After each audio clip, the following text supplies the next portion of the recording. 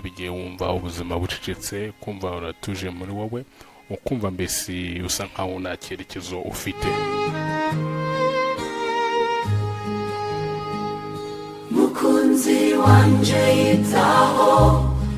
Ariko uyu munsi ndashaka kukwibutsa ikintu kimwe cya kongerera imbaraga uyu munsi kigutera courage.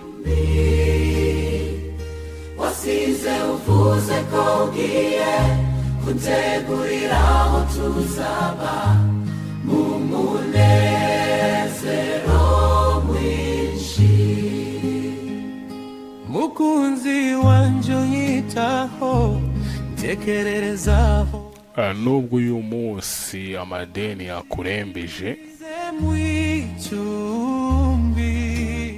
fagitire ni zose, iz'amazi, iz'umuriro, aho wikopesheje ibyo kurya,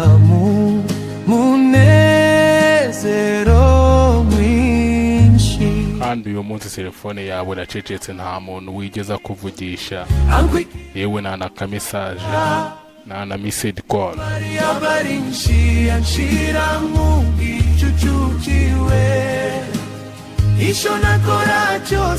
Mbese mu magambo make, uyu munsi urasa nkaho utagaragara, usa nkaho abantu batakubona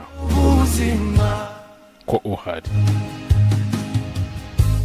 Buri gihe nisomera urwandiko ariko ndagira ngo nkubwire ko ugomba kumenya ko uyu munsi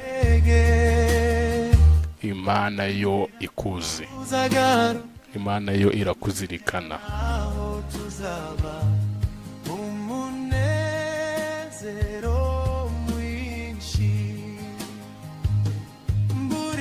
Ndashaka kubwira ngo ugende usome umurongo wo muri Zaburi y'139 umurongo wawo wa mbere. Uyu murongo uraza kukubwira ko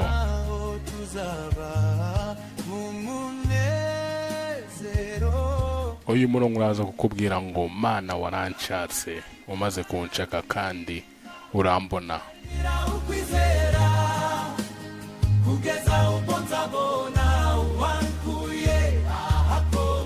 Ndagira ngo utekereze ko ubuzima bwawe, imibereho yawe, izina ryawe, story yawe y'ubuzima bwose, kuva uvuka kugeza uzapfa, kugeza igihe uzapfira, ko Imana iyifite mu biganza byayo.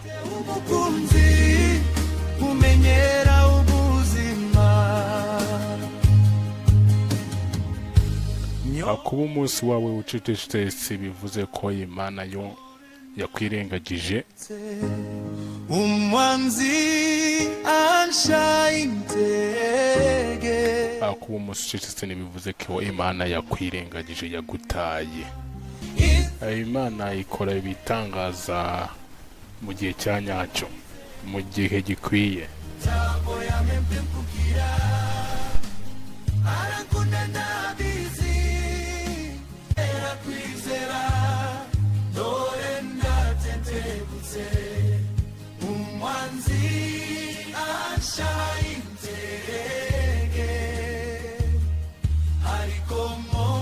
Rero nubwo uyu munsi ari umunsi ucecetse, umunsi ukubereye ingorane, ndagira ngo uhumeke. Imana irakureba, Imana irakuzi, kandi Imana igufashe ikiganza. Amahoro n'imigisha biva ku Mana bibane nawe uyu munsi.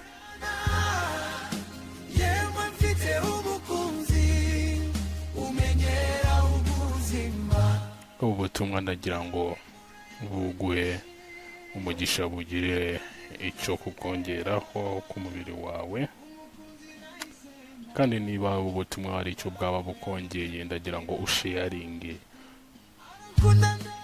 wenda hari undi muntu byagira icyo bifasha.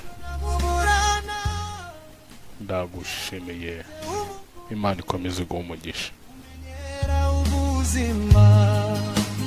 ziko mfite umukunzi umenyera ubuzima, duhitemo umukunzi